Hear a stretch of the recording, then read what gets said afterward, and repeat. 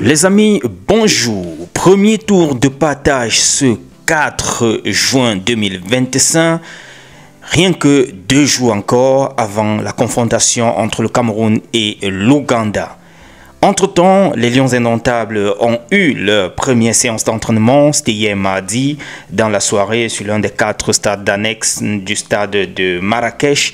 Et juste après, celle des Ougandais nous apprend Lions Indomptables officiel. C'était 90 minutes qui ont réuni comme ça là 21 joueurs et dont les principaux ateliers ont tourné autour des exercices physiques, remise en forme du taureau et d'une mini-opposition d'une demi-heure entre les groupes de Vincent Aboubakar et d'autre part de Enzo Boyomo. Il nous rappelle également que Rahan Tetego, Moubarak Amadou et Jean-Émile Onana ont rejoint le groupe juste après le dîner, complétant l'effectif à 24. Alors ce mercredi, c'est une autre séance qui est donc annoncée. Je vais vous revenir sûrement au cours de la journée avec d'autres updates concernant cela. Entre-temps, au sujet du tournoi de l'Afrique Week, nous apprend aller les Lions.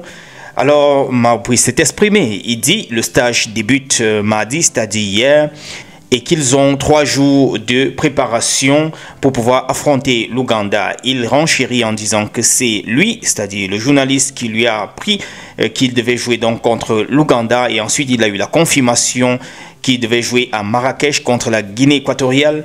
Ils ont pris des mesures pour avoir les informations, notamment les 3 derniers matchs de chacune des 2 équipes, pour étudier leur jeu, leurs caractéristiques.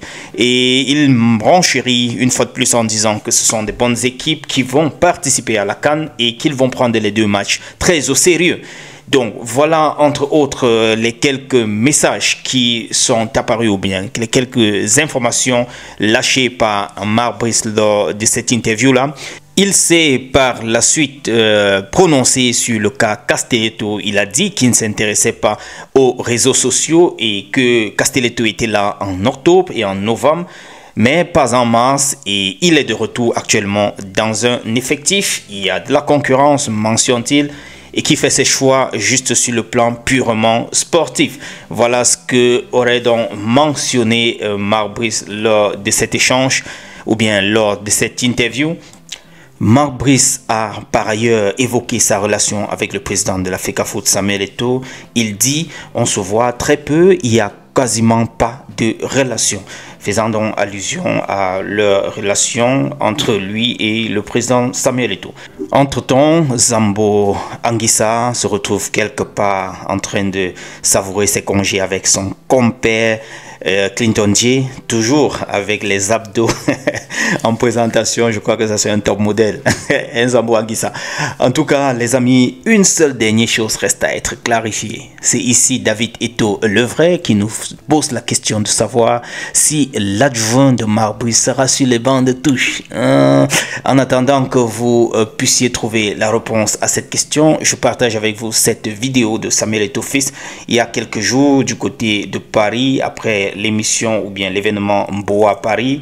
Il a donc très rapidement filé sur une moto, question de rattraper la finale de la Champions League. Regardez, d'ici à là, portez-vous bien les amis. Je vous reviens dans un next partage. Ciao.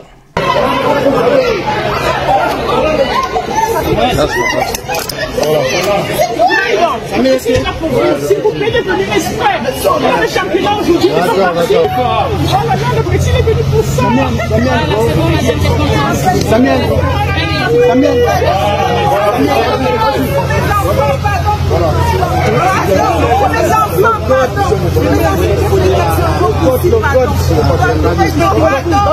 Papa,